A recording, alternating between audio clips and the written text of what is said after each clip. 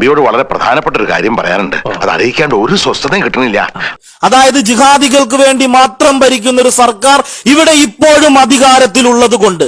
അതുകൊണ്ട് ഇപ്പൊ എന്താ? അല്ല, ഒന്നുമില്ല. തീവ്രവാദിനിയുടെ അമ്മയാണ്, അവരെ നാട്ടിലേക്ക് കൊണ്ടുവരിക്കണമെന്നാണ് പറയുന്നത്.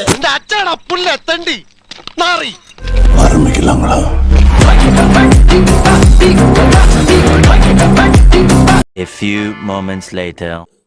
ഇതാണ് ഈ നാടിന്റെ യഥാർത്ഥ അവസ്ഥ എന്ന് പറയുന്നത്. ആരാടാ ഇപ്പൊ ഇങ്ങോട്ട് കെട്ടിയെടുത്തത്? ആരുടെ 16 അടിയന്തരത്തിനാടാ നീ വന്നത്? നിമിഷ ഫാത്തിമ ഇന്നൊരു ജിഹാദിയാണ്, ലോകം കണ്ട ഏറ്റവും വലിയൊരു തീവ്രവാദിനിയാണ്. ഇങ്ങനെ എന്തെങ്കിലുമൊക്കെ പറയുമ്പോഴേ എന്റെ മനസ്സിനൊരു സന്തോഷം ഉണ്ടാവുള്ളൂ എന്ന കാര്യം വിസ്മരിക്കരുത്. അമ്മയ്ക്ക് കുറച്ച് ഉത്തരവാദിത്തങ്ങളുണ്ട്. കാരണം അമ്മ ഒരു സൈനികന്റെ മാതാവ് കൂടിയാണ്. അത് ഞങ്ങൾ ആരും അറിഞ്ഞില്ല, ഞങ്ങൾ ആരും അറിഞ്ഞേയില്ല. ഒരു IS ഭീകരവാദി അവിടെ അങ്ങനെ ആയെങ്കിൽ ഒരു 3 ഏത്തപ്പഴെടുത്തവന്റെ ഉണ്ണാക്കി തിരികെ കയറ്റിക്കൊടു. അങ്ങനെയാണെങ്കിൽ ഞാനും ഒരു ഹിന്ദു കുടുംബത്തിൽ പറഞ്ഞാണല്ലോ. ഇവിടെ നിന്നാൽ എന്റെ പണി പോവും. ഇവിടെ ഈ രാജ്യം കാക്കുന്ന, ഈ രാജ്യത്തിലെ ജനങ്ങളെ കാക്കുന്ന ഒരു സൈനികന്റെ അമ്മയാണ് അമ്മ. അതിന് കാശുവല്ലമാണ്. സത്യത്തിന് വേണ്ടി നിൽക്കുന്ന ആളാണ്. സത്യമേവ ജയതേ.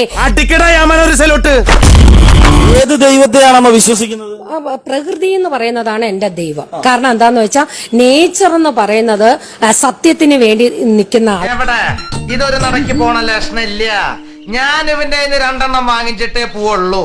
ധർമ്മത്തിന് വേണ്ടിയിട്ട് അധർമ്മത്തിനെതിരെ പടവാള എന്തിയ ഭഗവാൻ ശ്രീകൃഷ്ണനെയും അമ്മ സ്മരിക്കേണ്ടി വരും. ആ എരണം കെട്ടനോട് ചിലക്കാണ്ടിരിക്കാൻ പറ. എന്ത് നല്ല കാര്യം പറഞ്ഞാലും അവൻ ഉടക്കുണ്ടാക്കും.